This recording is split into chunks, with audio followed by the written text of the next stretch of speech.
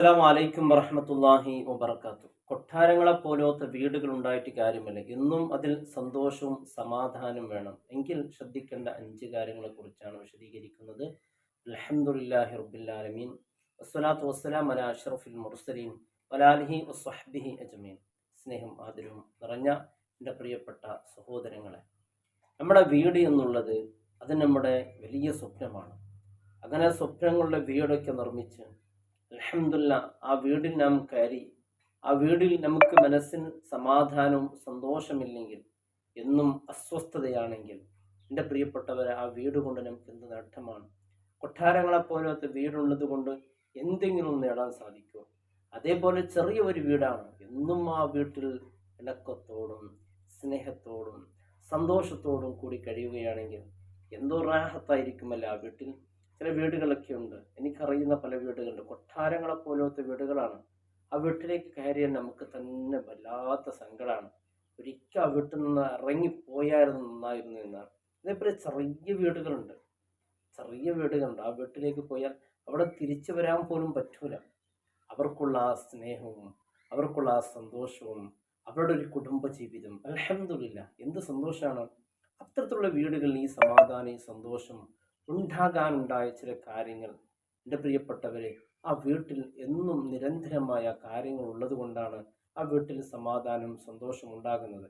നമ്മുടെ വീട്ടിൽ എന്നും സന്തോഷം സമാധാനം ഉണ്ടാകണമെങ്കിൽ ഒന്നാമതായി നാം ശ്രദ്ധിക്കേണ്ട കാര്യം, നമ്മുടെ വീട്ടിൽ എന്നും അതിഥികൾ ഉണ്ടായിരിക്കുക എന്നുള്ളതാണ്. നമ്മുടെ വീട്ടിൽ എന്നും വിരുന്നുകാർ, നമ്മുടെ കുടുംബക്കാർ, അല്ലെങ്കിൽ നമുക്ക് വേണ്ടപ്പെട്ടവരുമായി ഒന്നും വീട്ടിൽ അതിഥി സൽക്കാരം ചെയ്തുകൊണ്ടിരിക്കുക. നമ്മുടെ വീട്ടിൽ ഒരിക്കൽ അതിഥി വരുന്നു എന്ന് പറയുമ്പോൾ ഇപ്പോഴത്തെ ഉമ്മമാർക്ക് അല്ലെങ്കിൽ സഹോദരിമാർക്ക് വല്ലാത്ത സങ്കടമാണ്. അവിടുന്ന് വരുവോ, മകൾ വരുവോ, അല്ലെങ്കിൽ ജ്യേഷ്ഠത്തി വരുവോ, അനുജത്തി വരുവോ, അല്ലെങ്കിൽ അലിയൻ വരുവോ, മരുമകൻ വരുമോ എന്ന് പറഞ്ഞിട്ട് ഇങ്ങനെ പേടിച്ചിരിക്കുകയാണ്. കാരണം എന്താ പറയുക, നമ്മുടെ വീട്ടിലേക്ക് ഒരു അതിഥി വരുമ്പോൾ അതിനുള്ള എല്ലാ സൗകര്യങ്ങളും അള്ളാഹു റബ്ബ് സുബ്ഹാനഹു വ തആല നമുക്ക് ഉണ്ടാക്കി തരും. എങ്ങനെയുള്ള ആളുകൾക്ക് അതിൻ്റെ മഹത്വം, അവർ ഒരു ഉള്ള ഭക്ഷണം എടുത്ത് ആ കഴിക്കുന്ന സമയത്ത് നമ്മുടെ പാവങ്ങൾ അള്ളാഹു നമുക്ക് പൊറുക്കപ്പെടുകയാണ്. എത്ര വലിയ പ്രതിഫലമാണ്! അവർ വീട്ടിൽ നിന്ന് തിരിച്ചു പോകുമ്പോൾ വെറുതെ പോവുകയല്ലല്ലോ, അവർ പോകുമ്പോൾ നമ്മുടെ ദോഷങ്ങളെല്ലാം പൊറുക്കപ്പെടുന്ന, അവർ കടന്നു വരുമ്പോൾ മലക്കുകളുടെ സാന്നിധ്യം നമ്മുടെ വീട്ടിലുണ്ടാകുമെന്ന്. അലി റളിയല്ലാഹു അൻഹു ഒരാഴ്ച കൂടുമ്പോൾ വീട്ടിൽ അതിഥികൾ വന്നില്ല എങ്കിൽ, വിരുന്നുകാരും വന്നില്ല എങ്കിൽ അലി റളിയല്ലാഹുവിനു വല്ലാണ്ട് സങ്കടമായി പോകും. അലി റളിയല്ലാഹു ചിന്തിക്കും, എന്തോ അള്ളാഹുവിൻ്റെ പരീക്ഷണമാണ്, എന്തുകൊണ്ട് വീട്ടിൽ അതിഥികൾ വരുന്നില്ല എന്ന് കരയുമായിരുന്നു. നോക്കൂ, അതേ ഇബ്രാഹിം നബി അലൈഹി സ്വലം വീട്ടിൽ അതിഥികൾ കൂടെ ഭക്ഷണം കഴിക്കാൻ വേണ്ടി ആരെങ്കിലും ആളെ കിട്ടുമെന്ന് പറഞ്ഞു മണിക്കൂറുകളോളം യാത്ര ചെയ്യുമായിരുന്നു. എന്നിട്ടൊരു അതിഥിയെ കൊണ്ടുവരുമായിരുന്നു. വീട്ടിൽ അതിഥികൾ വരുന്ന വീടുകൾ നോക്ക്, എന്നും അവിടെ സന്തോഷമായിരിക്കും. ചില വീട്ടിലേക്ക് നാം അതിഥിയായി പോയാൽ നമുക്കവിടെ തിരിച്ച് മടങ്ങി വരാൻ പറ്റുന്നില്ല. കാരണം നമുക്ക് പിന്നെ നമ്മുടെ ജോലിയും പല പ്രശ്നങ്ങൾ ഓർത്തിട്ടാണ് വരുന്നത്. കാരണം അവർ നൽകുന്ന സ്നേഹവും അവർ നൽകുന്ന ആ ഒരു പരിഗണന കാണുമ്പോൾ നമുക്കവിടെ നിന്ന് മടങ്ങി വരാൻ പറ്റുന്നില്ല. ചില വീടുകൾക്ക് അങ്ങനെയല്ലോ, നമ്മൾ അതിഥിയായെന്ന് പോയാൽ എങ്ങനെയെങ്കിലും ഒന്ന് രാത്രിയായി കിട്ടിയാലും മതി എന്നാണ്. കാരണം അവിടെ വരാൻ പറ്റുന്നില്ല, അങ്ങനെ ഒരു സാഹചര്യം ഉണ്ടാകുന്നുണ്ട്. കാരണം ആ സ്നേഹവും ആ പരിഗണനയും കിട്ടാതിരിക്കുമ്പോൾ സംഘടന, ആ വീട്ടിൽ എന്നും മനസ്സിന് എപ്പോഴും വേദന ഉണ്ടാകുന്ന വീടുകളാണ്. അതേസമയത്ത് ചില വീടുകളിലേക്ക് എന്ത് പരിഗണന, നമ്മുടെ വീട്ടിലേക്ക് വരുന്ന അതിഥികളെ നല്ലതായി നാം പരിഗണിക്കണം. അവർക്ക് ഇഷ്ടപ്പെടുന്ന ഭക്ഷണങ്ങൾ നാം ഉണ്ടാക്കി കൊടുക്കണം. ആ വീട്ടിൽ വലിയ ബർക്കത്തും സന്തോഷവും സമാധാനവും ഒക്കെ ഉണ്ടാകും. അതൊക്കെ നാം ആത്മാർത്ഥമായി അള്ളാഹ്ക്ക് വേണ്ടി ചെയ്യണം. അതല്ലാതെ നമുക്ക് വീട്ടിലേക്ക് വരുന്ന അതിഥികളുടെ ഒരു പരിഗണനവും അവരുടെ ഭാഗത്തൊരു കൃതജ്ഞതയും അവരുടെ ഭാഗത്തൊരു നന്ദി കിട്ടാൻ വേണ്ടി ആയിരിക്കരുത്. ഇത് എൻ്റെ ഹബീബ് സല്ലല്ലാഹു അലൈഹി വസല്ലം തങ്ങൾ ഒത്തായ പരിശുദ്ധമായ ദീനിൽ പഠിപ്പിച്ച കാര്യമാണ്. അതിഥിയെ സൽക്കരിക്കൽ വലിയ മഹത്വമുള്ളതാണ്. വലിയ ഇസ്ലാം പരിശുദ്ധ ദീൻ അതിന് വലിയ പരിഗണനം പ്രതിഫലം നൽകപ്പെടുന്നുണ്ട്. എൻ്റെ ദോഷങ്ങൾ പൊറുക്കപ്പെടുന്നുണ്ട്. ഇതെൻ്റെ അള്ളാഹുവിന് വേണ്ടി ഞാൻ ഈ അതിഥികളെ സ്വീകരിക്കുന്നുണ്ട് എന്ന നീയത്തിൽ ആ അതിഥികളെ നാം പരിഗണിക്കണം. തീർച്ചയായും ആ വീട്ടിൽ നോക്ക്, വലിയ ബർക്കത്തുണ്ടാകും. നമുക്ക് എന്തെങ്കിലും അതിഥികൾ, അവിടെ പള്ളിയിലേക്ക് പോകുമ്പോൾ പാവപ്പെട്ട മുത്തഅല്ലിമീങ്ങളെ വയലിന് വന്നിരിക്കും, ആ മുത്തഅല്ലിങ്ങളെ വീട്ടിലേക്ക് കൊണ്ടുവരാം. ചില നാടുകളിലൊക്കെ ഉണ്ട്, മാസത്തിലേക്കോ അല്ലെങ്കിൽ 2 മാസത്തിലേക്കോ, ചിലപ്പോൾ വലിയ വലിയ ജമാഅത്തുകൾ വർഷത്തിലേക്കാണ് ഓരോ വീട്ടിൽ ഭക്ഷണം ഉണ്ടാവുക. ആ ഒരു രാത്രിത്തെ ഭക്ഷണം വീട്ടുകാരെ ഉസ്താദന്മാരെ വീട്ടിലേക്ക് തന്നെ ക്ഷണിച്ച് അവർക്കൊരു ഭക്ഷണം നൽകി, അല്ലേ? അവിടെ ഒരു ചെറിയ എന്തെങ്കിലും നമ്മുടെ മരണപ്പെട്ടു പോയവരുടെ പേരിൽ ഒരു യാസീൻ ഓതിപ്പിച്ച് അവർക്കൊരു ഹദിയ നൽകി, ഇങ്ങനെയൊക്കെ ചെയ്യുന്നത് വലിയ നല്ല കാര്യമാണ്. അത് നമ്മുടെ വീട്ടിൽ വലിയ ബർക്കത്തുണ്ടാകും. ഇത് പള്ളിന്റെ ചോറെന്ന് പറയുമ്പോൾ ചില ഉമ്മമാർക്ക് എന്തെന്ന് ആവേശമാണെന്ന്, അതിനുവേണ്ടി എന്ത് ഉസ്താദ് വേണോ, എന്താണ് വേണ്ടത്, ഇങ്ങനെ ചോദിക്കുന്ന ആളുകളുണ്ട്. ചില വീട്ടിൽ നിന്ന് ഭക്ഷണം എന്ന് പറയുമ്പോൾ അന്ന് ഉസ്താദന്മാരെന്ത് ചെയ്യാറിയോ, ഉസ്താദ് ഞാൻ ഇന്നില്ല, എനിക്ക് ഒരു വലിയ വേറെ പരിപാടി ഉണ്ടെന്ന് പറഞ്ഞിട്ട് അന്ന് സുബഹിക്ക് തന്നെ ആ വീട്ടിൽ നിന്ന് പോകും. കാരണം ഇന്ന വീട്ടിൽ നിന്നാണ് ഭക്ഷണം എന്ന് പറഞ്ഞ് അവർ പേടിച്ചിരിക്കും. കാരണം നല്ല സമ്പത്തൊക്കെ ഉണ്ടാകും, എന്നാൽ പള്ളിയിലേക്ക് കടത്തുന്ന ഭക്ഷണം കണ്ടാൽ വല്ലാത്ത ബേജാറാകുന്ന ഒരു ഭക്ഷണ രീതിയായിരിക്കും. ചില ആളുകൾക്ക് ഒന്നും ഉണ്ടാവൂല, അവർ കടത്തുന്ന വീട്ടിലേക്ക് കടത്തുന്ന ഭക്ഷണങ്ങൾ എത്ര മനോഹരമായിരിക്കും. അങ്ങനെയൊക്കെ ചില ജമാഅത്തിലൊക്കെ അങ്ങനെ ഉണ്ട്. അതൊക്കെ നല്ല കാര്യമാണ്. ഉസ്താദന്മാരെ മാത്രമെന്നല്ല ഞാൻ പറഞ്ഞത്, അതൊക്കെ സാധിക്കുന്നവരങ്ങനെ ചെയ്യാം. കാരണം കൂടുതൽ മുത്തഖീങ്ങളെയാണ് നാം വീട്ടിന്റെ അതിഥികളായി സ്വീകരിക്കേണ്ടത്. നല്ലതാണ്. അള്ളാഹുവിനെ പേടിച്ച് ജീവിക്കുന്നവർ, അള്ളാഹുമായി ബന്ധമുള്ളവരാകുമ്പോൾ അതിനൊരു ബർക്കത്ത് വേറെയാണ്. ഒന്നാമതായി നാം ശ്രദ്ധിക്കേണ്ടത് അതാണ്. രണ്ടാമതായി നാം ശ്രദ്ധിക്കേണ്ടത്, വീട്ടിലേക്ക് മലക്കുകൾ വരുന്നതിന് തൊട്ട് തടസ്സമാകുന്ന ഒന്നും വീട്ടിൽ ഉണ്ടാക്കാതിരിക്കുക എന്നുള്ളതാണ്. വീട്ടിൽ മലക്ക് വരുന്ന തടസ്സം എന്ന് പറഞ്ഞാൽ വീട്ടിൽ നജസ് ഉണ്ടാവുക, ദുർഗന്ധം ഉണ്ടാവുക, വീടുമെന്നും വൃത്തിയില്ലാതിരിക്കുക, അതുപോലെ നായ വളർത്തുന്ന ഫോട്ടോസുകളുള്ള വീടുകളുണ്ടാവും. ചില വീടുകളിലൊക്കെ അത് പത്രത്തിന്റെ ഫോട്ടോസുകളാണെങ്കിലും ആ വീട്ടിലേക്ക് മലക്ക് വരില്ല. മലക്ക് വരാത്ത വീട്ടിൽ ബർക്കത്തുണ്ടാവില്ല. അപ്പൊ മലക്കുകളുടെ സാന്നിധ്യം നഷ്ടപ്പെടുന്ന വീട്ടിൽ പിശാച്ചിന്റെ സാന്നിധ്യം ഉണ്ടാവും. പിശാച്ച് എന്നും അമ്മായി മരുമക്കൾക്കിടയിൽ, മകൻ ഉമ്മാക്കിടയിൽ, അങ്ങനെ കുടുംബങ്ങൾക്കിടയിൽ, അയൽവാസികൾക്കിടയിൽ പിണക്കമുണ്ടാക്കുന്ന സാഹചര്യങ്ങൾ ഇങ്ങനെ കാത്തു നിൽക്കും. നമുക്ക് എന്തെങ്കിലും ഒന്ന് ചെയ്താൽ അവർക്കൊന്ന് പൊരുത്തു കൊടുക്കാനോ ക്ഷമിച്ചു കൊടുക്കാനോ നമ്മുടെ മനസ്സ് വരില്ല. നാം അത് മനസ്സിൽ പകവെക്കും. നാം എല്ലാം അത് സാരമില്ല എന്നങ്ങ് വിടണം, അത് വിട്ടുകളയണം, അല്ലേ? മറ്റേ യൂസുഫ് നബി അലൈഹി സ്വലാം നമുക്കറിയാം, അല്ലേ? യൂസുഫ് നബി അലൈഹി സ്വലാമിന് പൊട്ടിക്കിണറത്തിൽ ആര് കൊണ്ടുപോയിട്ടു? ആര്? സഹോദരന്മാർ, അല്ലേ? എന്തിനായിട്ടത്?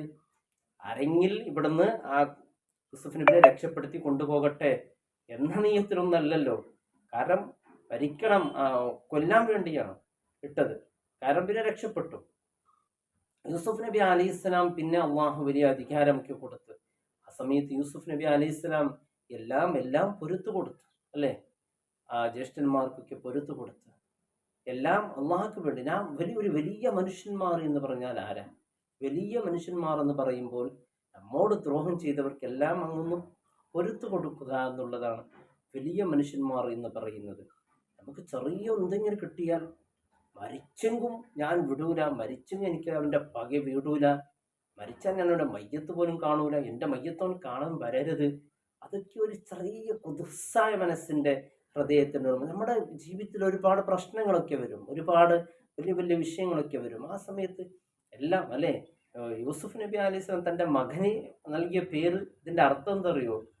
സാരമില്ല എന്നാണ്. എന്തുകൊണ്ട് ആ ഒരു പേര് അർത്ഥം വരുന്ന പേര് വെച്ചത്? കാരണം പിൽക്കാലത്ത് വരുന്നിട്ട് ജനങ്ങൾ പറയും, ഇതാ നിന്റെ വാപ്പാന്റെ ജ്യേഷ്ഠന്മാരുണ്ടല്ലോ, അവരൊക്കെ എന്ത് ചെയ്തെന്നറിയോ? നിന്റെ വാപ്പാനോട് ഒരുപാട് ദ്രോഹം ചെയ്തവരാണ്, അതുകൊണ്ട് നീ അവരോട് നല്ല നിലയ്ക്ക് അവർക്ക് എതിരായി പ്രവർത്തിക്കണമെന്ന് പറയുമ്പോൾ അതിൻ്റെ മറുപടിയാണ് സാരമില്ല, പോട്ടെ, എല്ലാം അങ്ങ് വിട്ടുകളയും, എല്ലാം അള്ളാഹ്ക്കങ്ങ് വിട്ടുകളയും, അതിനൊന്നും കാര്യമില്ല. എൻ്റെ പ്രിയമുള്ളവരെ, നമുക്ക് അതിങ്ങനെ മനസ്സിൽ വെച്ച് പൊറുത്തു എന്ത് നേടാനാണ്? എല്ലാവർക്കും പൊരുത്തു കൊടുക്കാം, അള്ളാഹു നമുക്കും പൊരുത്തു തരും. അപ്പൊ രണ്ടാമത്തെ കാര്യം അതാണ്, മലക്കുകൾ വീട്ടിലേക്ക് വരുന്നതിനെ തൊട്ട് തടസ്സമുണ്ടാകുന്ന ഒന്നും വീട്ടിൽ ഉണ്ടാവാതിരിക്കുക എന്നുള്ളതാണ്. മൂന്നാമത്തെ കാര്യം എന്നുള്ളത് ഖുർആൻ ഓതുന്ന വീട്ടാവുക എന്നുള്ളത്. ഖുർആൻ ഓതുന്ന വീട്ടിൽ എന്നും മലക്കിന്റെ സാന്നിധ്യം ഉണ്ടാകും. മലക്കിന്റെ സാന്നിധ്യമുള്ള വീട്ടിൽ എൻ്റെ പ്രിയപ്പെട്ടവരെ അവിടെ എന്നും ബർക്കത്തുണ്ടാവും.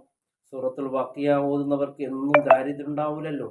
ആ സൂറത്തുൽ വാഖിയൊക്കെ നിരന്തരമാക്കുക, വീട്ടിൽ ഖുർആന്റെ സാന്നിധ്യം എപ്പോഴും ഉണ്ടാവുക. നാലാമത്തെ ഒരു കാര്യം, വീട്ടിലേക്ക് കയറി വരുന്നവർ സലാം പറയുക എന്നുള്ളതാണ്. സലാം പറഞ്ഞുകൊണ്ട് വീട്ടിലേക്ക് കയറി. അപ്പൊ വീട്ടിൽ കയറി വരുമ്പോൾ വീട്ടിൽ ആരും ഇല്ല എന്ന് വിചാരിക്കുക, എന്നാൽ എന്ത് ചെയ്യുക? അസ്സലാമു അലൈന വ അലാ ഇബാദില്ലാഹി സ്വാലിഹീൻ. ഇവിടെ ഒരുപാട് സ്വാലിഹീനുള്ള ആത്മാക്കളുണ്ട്, അവർ നമ്മുടെ സലാം അടക്കും, അവർക്കങ്ങനെ സലാം പറയാ. ഇതൊക്കെ വീട്ടിൽ കയറുമ്പോൾ നാലാമതായി നാം ശ്രദ്ധിക്കേണ്ടത് സലാം പറയുക എന്നുള്ളതാണ്. സലാം എന്നുള്ളത് പരസ്പരം സ്നേഹമുണ്ടാക്കുന്നതാണ്. ഭാര്യ ഭർത്താക്കളുടെ സ്നേഹമുണ്ടാക്കുന്ന ഏറ്റവും പ്രധാനപ്പെട്ടതാണ് സലാം കൊണ്ട് സംസാരിക്കുക എന്നുള്ളത്. അതുപോലെ അഞ്ചാമതായി നാം ശ്രദ്ധിക്കേണ്ട കാര്യം വീട്ടിലെന്നും ഇഖ്ലാസ് സൂറത്ത് ഓതുക എന്നുള്ളത്. ഇഖ്ലാസ് സൂറത്ത് ഓതുന്ന വീട്ടിൽ ഒരിക്കലും ദാരിദ്ര്യമോ അല്ലെങ്കിൽ സമാധാനക്കേടൊന്നും ഉണ്ടാവില്ല. എന്നും വീട്ടിൽ കയറുമ്പോൾ 3 തവണയെങ്കിലും സൂറത്തിൽ ഇഖ്ലാസ് ഓതുക. നമ്മുടെ കടങ്ങൾക്കൊക്കെ ഇത് പരിഹാരമാകും. അല്ലെ, ഒരു സ്വഹാബി കടം കൊണ്ട് വല്ലാത്ത പ്രയാസപ്പെടുകയാണ്. ആ സ്വഹാബി ഒരുപാട് സങ്കടപ്പെട്ടുകൊണ്ട് ഇങ്ങനെ ഇരിക്കുന്ന സമയത്ത് അള്ളാഹുവിന്റെ റസൂൽ പറഞ്ഞു സൂറത്തുൽ ഇഖ്ലാസ് പാരായണം ചെയ്യാൻ വേണ്ടി. ഇഖ്ലാസിൽ പാരായണം ചെയ്തു. അൽഹംദുലില്ലാ, കടങ്ങളിൽ നിന്നെല്ലാം പരിപൂർണമായി സന്തോഷവനായി മാറിയല്ല ആ സ്വഹാബി. അങ്ങനെ എത്ര സംഭവങ്ങളാണ്. ഇഖ്ലാസ് മാത്രം നാം കൂടുതൽ ഇഖ്ലാസ്. ഒരു ദിവസം ഇങ്ങനെ മേഘമിട്ടിരിക്കുമ്പോൾ ജിബ്രീൽ അലൈഹിസ്സലാം വന്നു. അപ്പോൾ ജിബ്രീലിനോട് ചോദിച്ചു, എന്താ ഇന്ന് ഒരു അന്തരീക്ഷത്ത് ഒരു വലിയൊരു സമാധാനം പോലെ ഒരു മേഘങ്ങളൊക്കെ ഇട്ട് കാണുന്നുണ്ടല്ലോ, എന്താ സംഭവം? ഓ നബിയെ, നിങ്ങൾക്കറിയില്ലേ മുആവിയ മുആവിയ അറിയില്ലേ? മക്കയിൽ അതായത് 70,000 മലക്കുകൾ ഇറങ്ങിയിരിക്കുന്നു. എന്താ കാര്യം? എന്തിനാണ് അവർ ഇറങ്ങിയത്? മുആവിയ മരണപ്പെട്ടിരിക്കുന്നു.